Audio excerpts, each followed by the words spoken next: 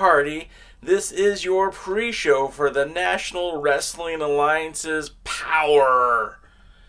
I'm J-Cal, and if you don't know, I've been covering the National Wrestling Alliance for the past 15 years.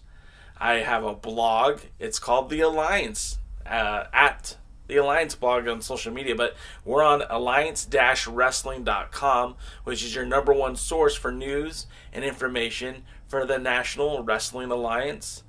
And not only do we talk about the NWA, but we photograph it. We document the history, the tradition, and legacy of the National Wrestling Alliance.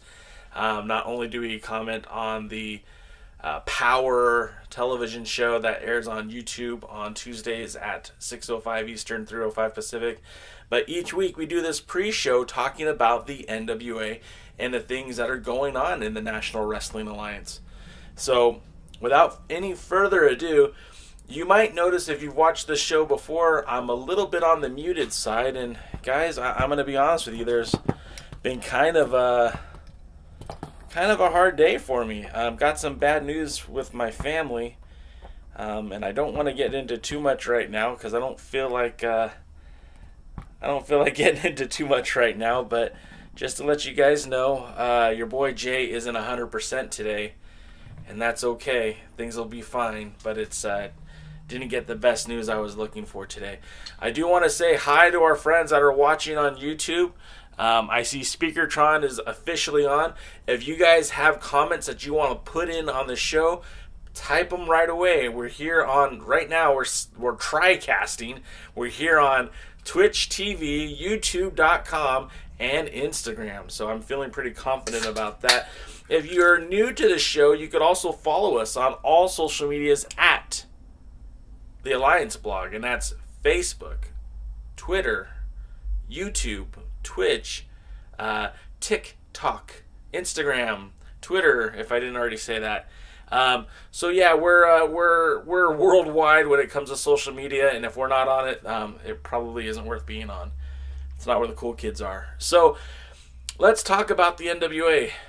Breaking news: our world's heavyweight champion celebrating 500 days as our world's heavyweight champion. You guys, this is kind of special. This is something unique.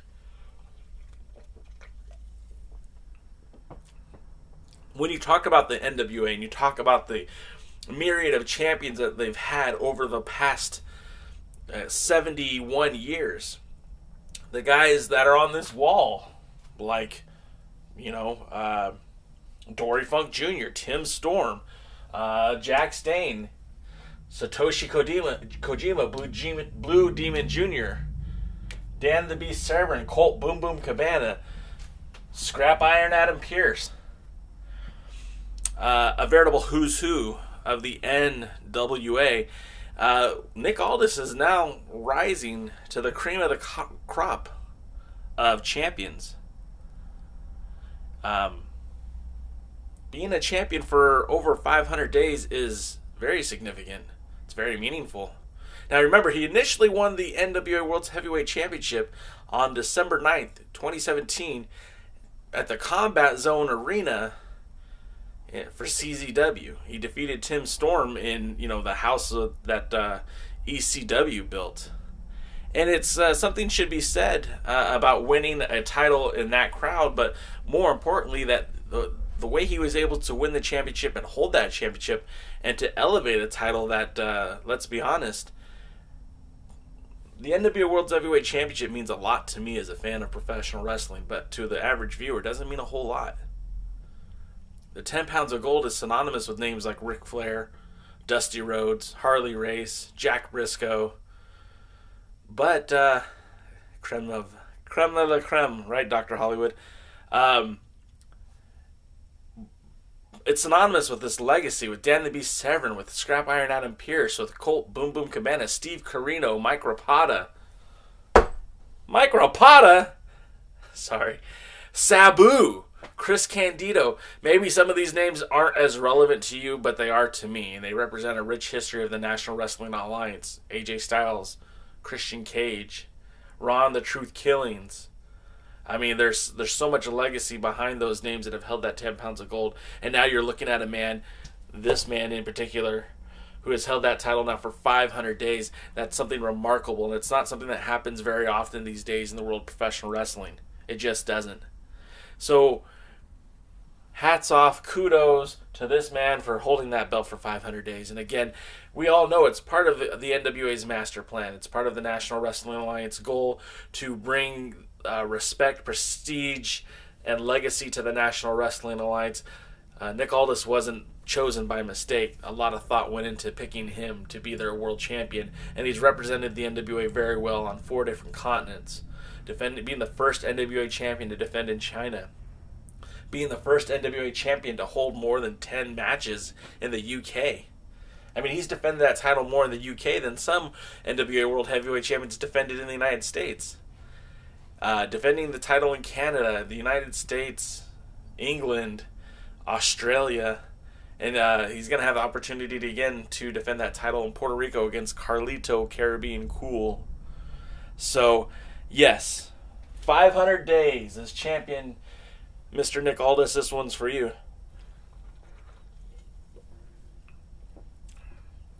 Now, some of your comments, because I like to read your comments. Dr. Hollywood, as I previously said on our Instagram feed, creme de la creme. Yes, absolutely. And on here, the Woodland Goblin says, I'll be excited when he reaches 2 years. That's if he gets past Mr. Marty Scurll, the villain, at Crockett Cup 2020. The Speakertron official says, I was early for once. Yes, you were, sir, and I appreciate you being here. Lamb says, oh yeah, Nick, all this 500 days today. Yeah, it's 500 days. And again, I think that's pretty significant. Speakertron says, I'm pleased for Aldis. I am too. Getting to know Nick Aldis the way that I do, and again, I'm not his best friend, and I don't know if he would know me from a hole in a wall, but he's a guy who is a very much a class act. Okay, he's pretty much the same guy inside the ring, outside the ring. If you've ever had an opportunity to meet him at a VIP meet and greet, or an autograph signing, whatever it is, he's a really cool dude.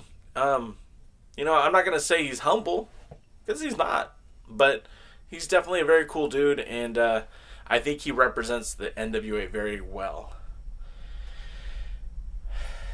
Dr. Hollywood asked me, what do I think of his heel turn? I think it was very well conceived. I think that, the National Wrestling Alliance spent the better part of the last 3 or 4 months developing this television program and celebrating Nick Aldis as a world's heavyweight champion.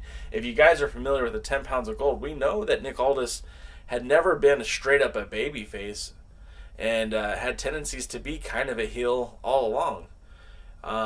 But when the opportunity struck, the NWA told a story that I think romantically placed Nick Aldis where he needed to be. He's a heel. He cuts a mean promo. He can devastate you with more than just his wrestling holds. He can hurt you with his words. So I do believe that Nick Aldis was the right choice, and I think representing the NWA as a heel, I think, is perfect. I think it's being disrespectful to the fans to try to keep pushing him as a face. The NWA was always better when there was there was someone hunting for the champion. Ric Flair was amazing. Ric Flair was probably the greatest NWA champion ever. But what made Ric Flair great was that he had Dusty Rhodes chasing him, or Rick Steamboat, or Sting. It was never an easy run for Ric Flair. He was always being chased from town to town by some of the best wrestlers. Kerry Von Erich got the best of him. Rick Steamboat got the best of him, but it wasn't many people who would beat Flair, and that's kind of like Nick Aldis. I mean, he goes from town to town. The dates have diminished slightly because there's more emphasis on NWA Power, but they're starting to pick up again. I mean, he's WrestleCade, Ring of Honor, wrestling in Puerto Rico, so we'll see. But again, I really enjoy the run that Mr. Aldis has had as world champion, and I'm looking forward to seeing what's next. We'll see what happens at Crockett Cup. You know, he's got to be able to get through Marty Scurll. This week on NWA Power TV, we do have a television title match with Ricky Starks defending against the outlandish Zicky Dice. And Zicky Dice, man, has that guy grown on anyone else, or is it just me? I was not a big fan of Zicky Dice when he was introduced to the NWA universe. In fact, I've known Zicky Dice for a couple of years now, dating back to his dates at Championship Wrestling from Hollywood, where he he was one of the early, not title challengers, but one of the earlier opponents for Tim Storm. And you could see the work and dedication that Zicky Dice has put into his craft. The guy looks so much better right now than he did 2 years ago. He's wrestling all over the United States. He's putting in the work. He's gonna make a good challenge to any title. And when you have somebody of Ricky Stark's stature and credibility and believability, I hope they wrestle forever. I hope these two square off time and time again, because Ricky Starks might be the hottest free agent in pro wrestling, or the #1 draft pick according to this man right here. But Zicky Dice is also kind of pushing the envelope of being outlandish, of getting out there. So it'll be interesting to see what happens tonight. I'm not big on checking out the spoilers before the show. Some of you guys have already read the results, and that's cool if you do. But we'll see. More of your comments. OG Mayer's in the house. The Prince of South Central LA. OG, what is up, my friend? Do you think they'll bring the NWA branded territories back, or just pop up with certain indies? OG, I'll tell you this, man. I don't see the NWA ever going back to the territory days. They don't need to. They've got great working relationships right now set up with Championship Wrestling from Hollywood, which extend to Arizona. And remember, you got to remember about Hollywood, which I don't know if a lot of people understand this. NWA Hollywood is now branded in 4 different markets. So you've got the Los Angeles market with just Championship Wrestling from Hollywood. But then they're doing Championship Wrestling Memphis, CW30, which is branded specifically for the Memphis area, but it's still Championship Wrestling from Hollywood. They're doing that in Houston as well, and now in San Francisco. So that's 4 markets, 4 pretty significant markets that the Championship Wrestling from Hollywood brand is at. And they showcase the NWA champions. On their show, they've had Thunder Rosa, they've had Allison Kay. In the past, they had Jazz, Nick Aldis, Tim Storm, Ricky Starks, Colt Cabana, James Storm. The list goes on and on. Royce Isaacs, obviously. So to me, I mean, relationships like that are going to be more beneficial than having a territory system. They also work with Tried and True Pro Wrestling, and of course, this Ring of Honor relationship has so far been beneficial for the NWA, but we'll see how that goes. Now looking, I see King of Crenshaw. Excuse me, Mayor. Forgiveness, please. Dr. Hollywood says Zicky's got chops. He sure does. He cuts a pretty fun promo. The whole retro wrestler thing it works, and I think it gets over a lot. My buddy Johnny's in the forum. Johnny, thank you for watching on YouTube, or excuse me, on Instagram TV or Instagram Live or whatever it's called. You could also watch us on YouTube or Twitch. They have absolutely 0 viewers on Twitch, but I appreciate anyone who checks us out anyways. Now for our YouTube comments. Woodland Goblin says, I like Zicky Dice a lot, and his story is very inspirational. Agreed. The dude has really put in the work, and you kind of fall behind somebody like that, or get behind somebody like that. DKM says, in 6 days, Aldis will pass Blue Demon Jr., and you'll have to back... Wait, let me read that again. In 6 days, Aldis will pass Blue Demon Jr., and you'll have to back to Dan Servin's first reign to find a longer one. Wow. Okay. So, again, Blue Demon Jr. had a pretty long run as world champion as well. It's very significant. A lot of history that he made, defending the title in Spain, defending the title in the UK, and then also showcasing the championship with with Ultimo Dragon in Japan. Speakerton official says, I don't like Zicky Dice at all when he first showed up on Power, but he has grown on me, though. He's grown on me. He's entertaining. DKM adds, like a fungus, and Speakerton says, yep, like a fungus, which is absolutely true. Look, you don't have to love him, but you have to respect the entertainment factor. You have to respect the fact that he's built this brand and people are buying in, and it's infectious. It is fungal, and he's a fun guy. Huh? Yes! That's a good one. You guys know that's good. Johnny says, you betcha. Thank you, sir. You read my mind. I'm switching over to Twitch so I can put my own phone down. Good. I like to have some Twitch viewers. Dan Servin, first one was 4 years, 1995 to 1999. Yes, it was. And if you didn't see last week's show, Woodland, I implore you to check it out because I waxed poetic on the career of Dan the Beast Severn. I praised him as high as I could. Personally, Dan Severn is he's the single person that brought me back into my NWA fandom in like 1999 when I saw him come to the Octagon with the 10 pounds of gold. That's when I got back into the National Wrestling Alliance. I, like so many others, believe that the NWA disappeared when Jim Crockett Promotions was sold to WCW. But that is not the case, my brothers and sisters. It's just not true. There was so many other wrestling promotions going on at the time connected to the NWA, like Portland and Don Owens. There was, in 94, there was Jim Crockett in Dallas. Of course, there was Dennis Coraluzzo, and of course the ECW, and a lot of promotions came after that, and then the Invasion and everything else. But ultimately, the NWA as a brand has been a beautiful thing to watch evolve over the last few years, and I don't think none of that happens without him. So more of your comments. Lamb says, thoughts on possible Nick Aldis versus PCO at Ring of Honor Supercard of Honor? I think that's going to happen. I mean, I know it's going to happen, and I think what's going to happen is Latimer's going to prevent that title from changing hands. I think PCO is going to give our champion, our World's Heavyweight Champion, our 33-year-old World's Heavyweight Champion, a run for his money. I do. And I think there's going to be a lot of involvement from the villains, and I think there's going to be a lot of involvement from Strictly Business. Ultimately, I think it's going to be a schmoz. I think our World's Heavyweight Champion will retain his title, but there will be a smudge on that defense because it won't be a clean victory. It won't be a visit to King Lynn's Cloverleaf. It'll be a hook 'em or crook 'em type of victory. More comments. Will Thomas Latimer turn on Nick? No, absolutely not, Dr. Hollywood. Never. Did Arn Anderson ever turn on Ric Flair?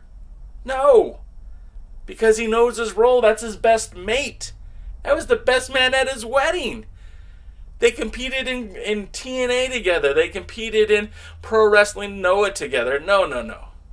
He isn't gonna turn on the champion. But I do think Latimer does deserve a shot at some titles. I mean, the winner of Zicky Dice and Ricky Starks could be looking at a Thomas Latimer challenge in the near future. And then also, the third-degree national Mongrovian champion, that would be the shooter Aaron Stevens. He very much could be in trouble and could be challenged by Thomas Latimer very much in the near future.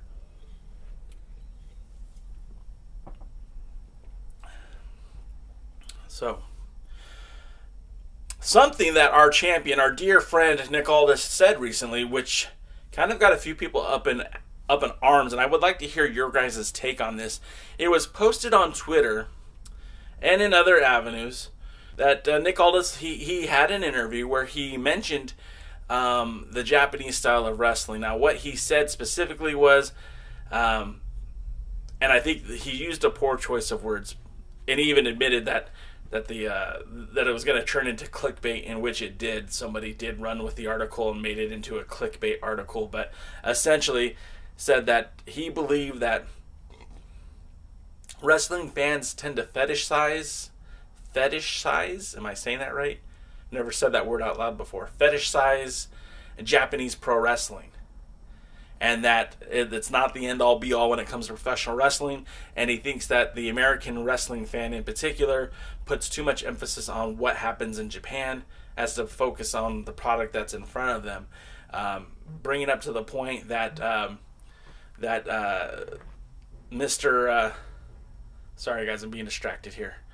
Bringing up the fact that the NWA... I lost train of thought. Sorry guys. Let me run back a little bit. That he did compete in Japan. He did wrestle for Pro Wrestling Noah. If you guys don't know the story, our World's Heavyweight Champion used to be tag team partners with Samoa Joe, not only in Impact, but also in Pro Wrestling Noah, and they did hold the Global Honored Crown Tag Team titles. The significance of that is he does know what it's like to wrestle in Japan.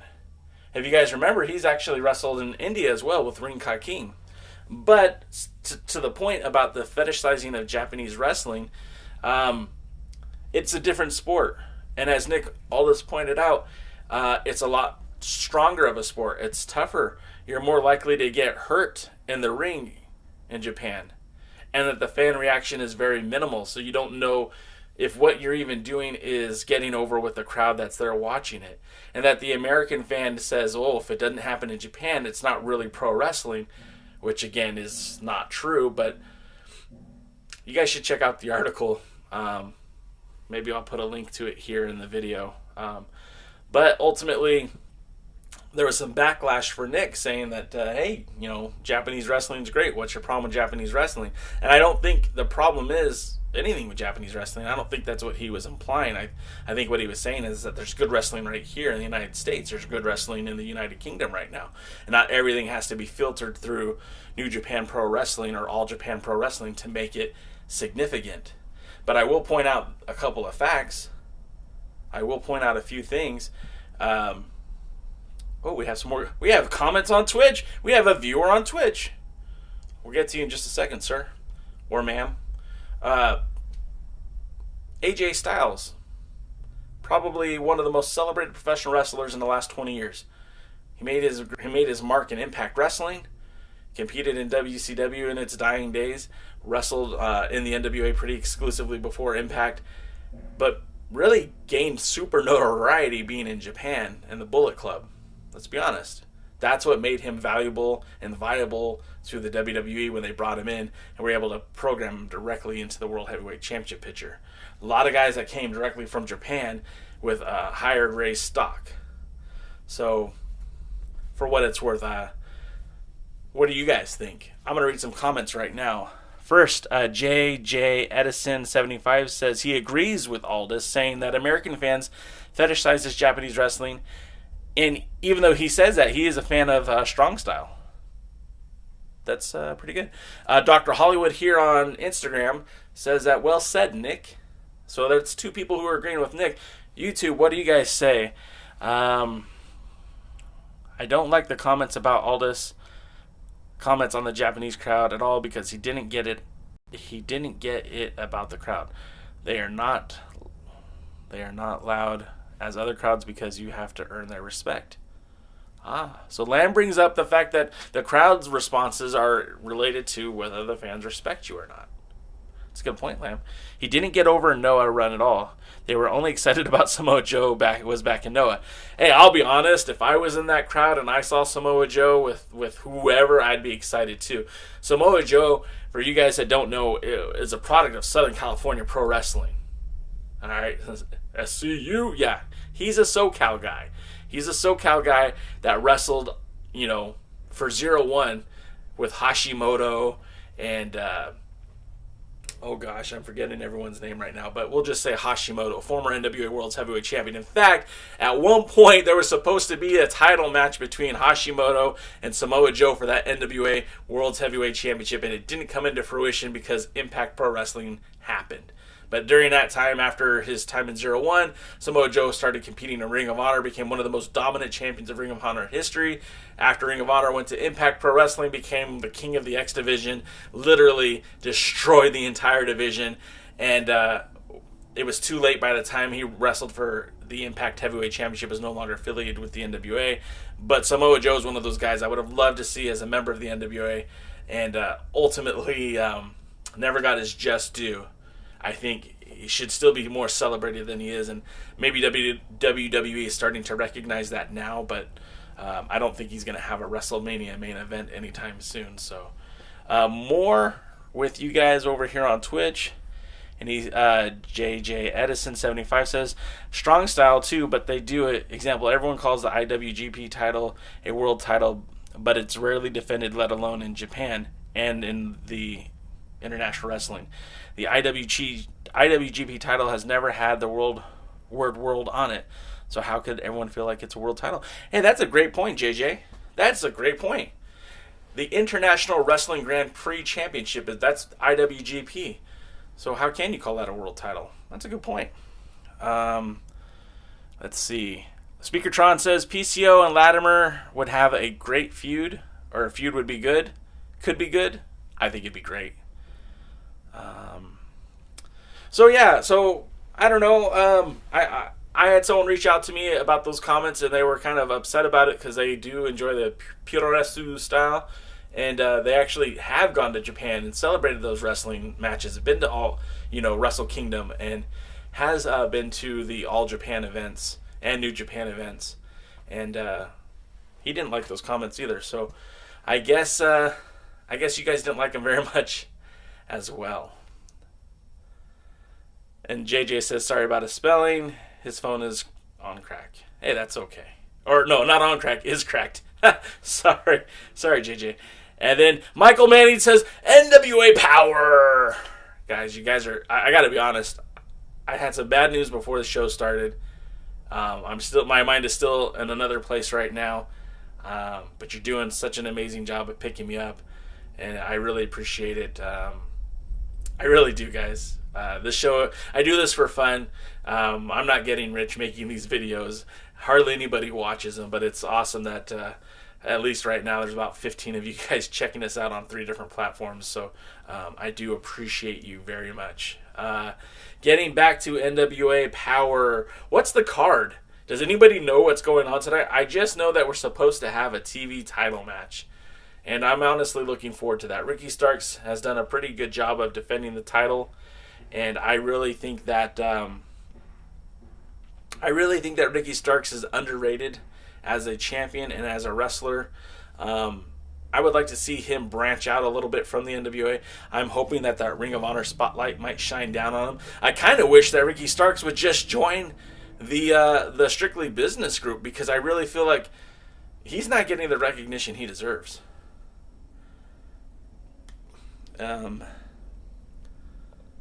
Heather Real just joined on Instagram. Thanks for checking us out. This is the pre-party.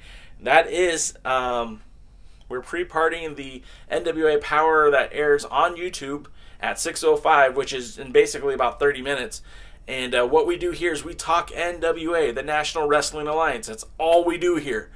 We'll talk other sports or other avenues, but the NWA is our bread and butter. It has been for 13 years. You can check us out at alliance-wrestling.com.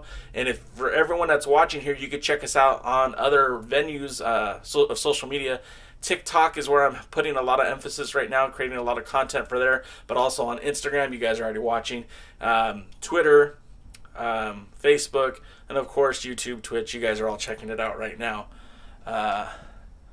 More comments here on Twitch. In the Lucky 7 rule, if the TV champ wins 7, does he have to give up the TV title for the shot? That's a great question, JJ. I do believe they do forfeit the title. I do believe that. I'm not 100% certain, but I do remember that when Cornette and Billy Corgan were talking about the TV title at the Crockett Cup last year, and they talked about a TV title, that in Smoky Mountain Wrestling, the champion would retire after, the champion would give up the championship in order to challenge for the next title or to receive an award, and then they would crown a new TV champion. And I do believe that was the same premise. Oh, sorry guys. I do believe that was the same premise for the NWA's TV champion as well. My phone is blowing up from solicitors. Sorry about that. Getting back to more comments here. Dose of Reality says NWA needs to bring in Carnage Crew with HC Loke. Do me a favor, Dose of Reality, because I don't know who that is. I don't know who the Carnage Crew is. Put a link. Leave a comment. Put a link to one of their matches or their Twitter or whatever. Introduce me to these guys. I want to know who they are. If they need to be in the NWA, I need to know who they are. Dr. Hollywood says, what do you really think about the question mark? The question mark is a question mark, man. The only question I have is, do the fans still enjoy it? I believe that wrestling exists for everybody. I think there's a flavor for everyone. I think that everybody can enjoy pro wrestling, and I think the question mark is one of these guys who is an anomaly. I don't think they really ever believed that he would get over the way that he did. And I think you don't neuter something that's working. You don't cut the wheels out from underneath it. The question mark has legs. I think they could do a lot with him. Is he my favorite? No. Do I enjoy everything he does? No. But I think putting him with Aaron Stevens definitely saved the character and made it more viable and has extended the career path of it. I really do like Aaron Stevens, and I think he brings a lot to the table for the NWA. So bringing the question mark with him, I think, is it's a win-win situation. More comments. The Bouncers versus Eli and Storm for the tag titles. Okay. They have one win in the show. Who books this shit? Sometimes I don't get it. Why are they getting title shots? Why is anyone getting a title shot? Right now there's nobody worthy to be challenging Storm and Drake for the tag titles. Jesus.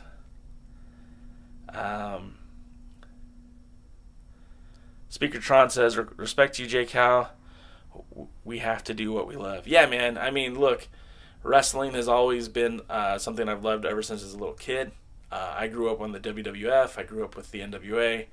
I was very excited that the NWA still existed when I became an adult. And I started following the brand out here in Southern California. It was the NWA Reclaiming the Gold tournament, which is when the titles came back from Impact, is really what secured me as a fan of the NWA, and that's when I really started doing my journalism, my writing about the National Wrestling Alliance, blogging, if you will, and I have been doing that again for about 15 years now, and it's been very rewarding.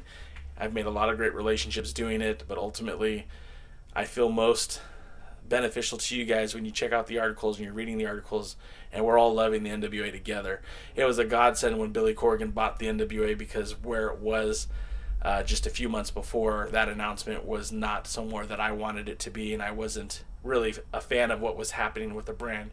So Billy Corgan and Dave Lagana, whether you love or hate them, I think that what they've done for the NWA is basically kept it viable. And we're all watching it, so they're doing something right. Michael Manning says, can't wait for the Crockett Cup, and I say that every year. Michael, I'm going to be there, brother. I mean, I've got my tickets. I haven't booked my travel yet, but I'm going to be there. So stay tuned to those Alliance Wrestling social media sites to stay on board. Dose of Reality says, I'm getting sick of all the tribalism and everyone saying one promoter is better than the other. Yeah, Dose of Reality, I agree with you, man. I just watch what you like. I own my own business. I'm a business owner. I work about 50 hours a week. I come home, spend time with my kids. I watch one wrestling show, the NWA. Sometimes I get to watch Championship Wrestling from Hollywood. Sometimes I go to live wrestling events. Occasionally I see clips and vignettes from the WWE and Impact, whether when I'm on Facebook or on Instagram or Twitch. So, I mean, I get a little bit of that. But what I enjoy, what I love, is the NWA. So that's what I spend my energy on. That's what I focus my time on. I think these days, the NWA, you can hold 2 titles at once, and I'm not positive. I think you can. I don't think that was the question. I think it was, as part of being that lucky 7, I think you had to give up the TV title to challenge for the world title. Maybe it's not the case. I don't have the handbook in front of me, and of course Dave Lagana is not on my speed dial, so I don't know. But I could be wrong. Tyson Dean is a former NWA North American champion, and he should be on the NWA Power roster. Willie, 100%, brother. I do believe he should be on that roster. I believe he and Jeff Neil Lewis made a great tag team, and I do believe that the Hawks father-son combination, Hawks Ari, made a great combination. I think both teams should make it on the NWA TV. We'll see how this whole circle squared works out, but I'm all for it. I like both teams. I think they both belong. Why does Stu Bennett come from behind the table? Oh, why doesn't Stu Bennett? So the question was asked that before, and what Lagana said is he just doesn't really have a heart for in-ring action anymore. Now, could that change? I'm sure it could. Being around such a invigorating product, it might bring him to want to compete again. But as of right now, he's happy taking minor acting roles and being the voice of the NWA. I think that's what he's going to do. Thank you for that one, Dr. Hollywood. Would you only forfeit the TV championship if you won the world's title, or would you have to forfeit it to take the shot at it? Speakertron, I believe you have to forfeit the title, but again, I'm not exactly sure. I'll be honest, I'm not exactly sure. I'm talking with just the idea of what Billy Corgan and Jim Cornette were talking about, and that was back in Smoky Mountains days that the TV champion would have to forfeit the title in order to redeem the prize. It was basically just like almost like that suitcase, right? The briefcase for the ladder matches in the WWE, the Money in the Bank shot. It was just an opportunity to get that title match. I mean, it raises your stature in the promotion, it raises your profile, but it was a direct ticket to the champion, and you had to forfeit something to get there. Woodland Goblin says, I think, okay. Lamb says because Pope paid for it. Pope paid for the title shot? Okay. All right. Fair enough. The Bouncers aren't even the top 3 title contenders. The Bouncers have had one match. That's what bothers me. It's like the Rock and Roll Express. How many matches did they have before they won the tag titles? Right? Okay. Enough said. Joseph Reality says, H.C. Loke is from Rochester, New York, and they trained with Pepper Parks of the Butcher and the Blade, Colin Delaney, and the Brody Lee back in 2000 era in NWA Upstate when it was affiliated with TNA and Ring of Honor. Interesting. Hey, Dose of Reality, did you know that Pepper Parks is a former NWA national champion? Just wondering. 50 hours a week, Jesus. Yeah, well, 40 hours is pretty standard in the United States, Lamb. I don't know what the average work week is in Germany, but, sometimes you take work home with you. Sometimes you work a little bit longer. My days are usually about 9 hours, 9 to 10 hour days. I usually get to work around 7 a.m. I usually don't leave until about 4:30, 5 o'clock. So... Yes, Lamb, Butcher and the Blade are in AEW. So, guys, like I said, this was going to be an abridged show, and I'm going to keep to that. Not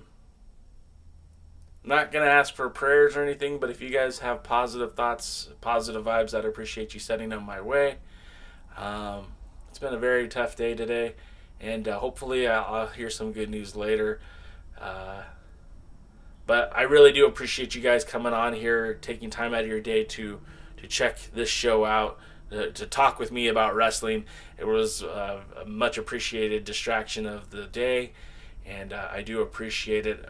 We will be back here next week, and we will be regular NWA pre-party, but it's a little muted today, guys, and I got to be honest, I really appreciate you picking me up, because I wasn't feeling it today. I almost canceled the show at the last minute. I changed my mind. And that's because you guys are so badass about, just being good people and talking wrestling. Michael Manning said Brody King showing up was great. Yeah, I'm hoping Brody King will show up in a lot more places. I love that guy. That guy's amazing. another SoCal Pro Wrestling guy. Not SoCal Pro Wrestling, Santino Brothers, but SoCal Wrestling. Thank you, Willie. I appreciate the support. All right, guys, we're going to end it here. Go take your potty break. Go watch NWA Power. We'll see you next week. Same bat time, same bat channel. If you guys liked us on Instagram, we'll be back on Instagram. JJ, if you want to come back next week and watch us on Twitch, you can. Until next time, gentlemen, ladies, like there's any ladies watching, we'll see you at the matches. Good night now.